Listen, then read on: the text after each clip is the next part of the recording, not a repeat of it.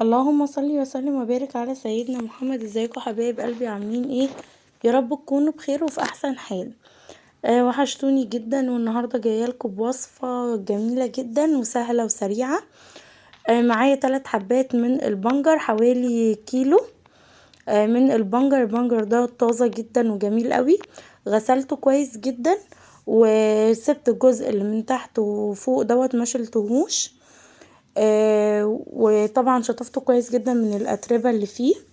وجبت الحله بتاعتي بقى وهنزل فيها ب3 حبات من البنجر، وهبدأ بقى احط عليهم كميه من الميه لحد ما الميه تغطي البنجر بتاعي كده زي ما انتوا شايفين. كده تمام خالص. ابدأ بقى ارفع الحله بتاعتي على النار.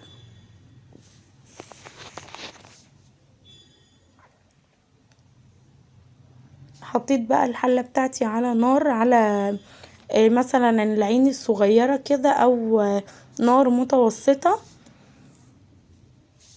وهسيبها لحد ما تغلي معايا عشان البنجر يستوي معايا بسهولة. هبدأ بقى اعمل اختبار بالسكينة كده واشوف البنجر بتاعي استوى ولا لسه. بس هو كان في المرحلة دي كان داخل خلاص على مرحلة السوى، فهسيبه يغلي غلوتين كده وبعد كده اطفي عليه يكون استوى. ممكن نطفي في المرحلة دي ونسيب يستوي على البخار زي ما انتوا شايفين كده، ياخد غلوتين واكتمه بالغطا الحلة واسيبه يستوي على البخار. وهنا كان البنجر بتاعي استوى. قشرته بمنديل او بالسكينة كده، تقشروه عادي، وممكن يتقشر بكل سهولة بايديكي علشان هو بيكون مستوي فالقشرة بتطلع بكل سهولة. هشيل بقى الجزئين اللي احنا قلنا نسيبهم في الاول، الجزء اللي تحت والجزء اللي فوق زي ما انتوا شايفين كده. ليه مثلا احنا سيبنا الجزئين دول؟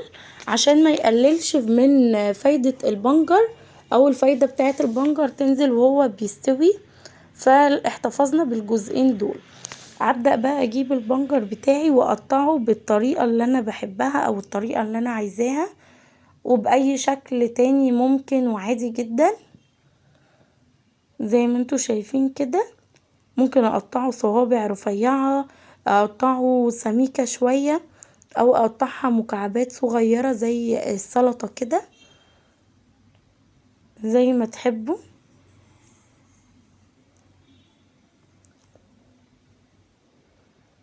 شايفين ما شاء الله.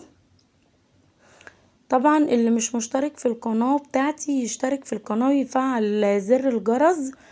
وياريت تدعموني كتير قوي علشان انا محتاجة الدعم للقناة. وطبعا ما تنسوش تدعموني بكومنت حلو منكم وتستغفروا ربنا كتير عشان ناخد الثواب سوا. زي ما انتوا شايفين كده.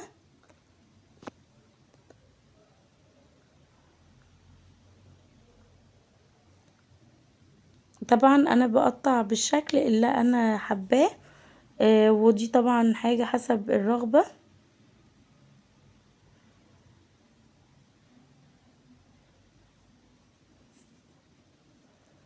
وهنا كده كنت قطعت الكمية بتاعتي كلها زي ما انتوا شايفين كده،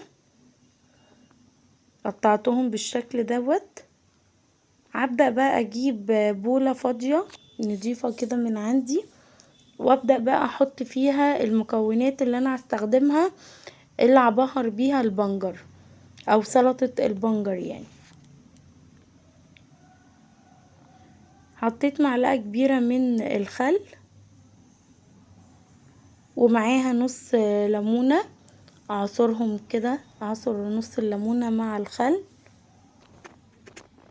وكمان معايا بهارات ملح فلفل اسود، رشة من الزعتر، ومعايا ربع معلقة من الثوم.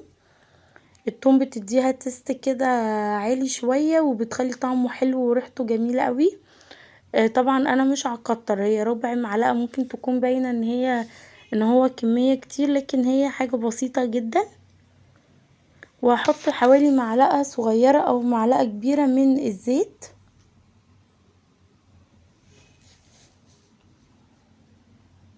واقلب المكونات بتاعتي كده. ودلوقتي ابدأ بقى انزل على المكونات بتاعتي دي كده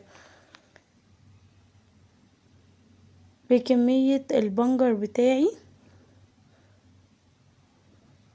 وهنا كنت عندي حزمة من البقدونس، اخدت منها كده كام عود كده، قطعتهم ناعم خالص ونزلت بيها كمان على الخل والزيت والملح والفلفل الاسود والزعتر وقلبتهم مع بعض.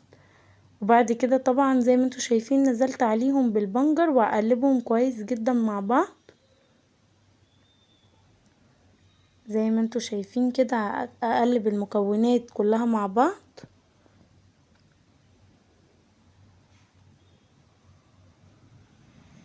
لازم اخلي المكونات بتاعتي تتجانس كده مع بعض كويس، واخلي الخل والثوم والبهارات بتاعتي كلها توصل للبنجر كله.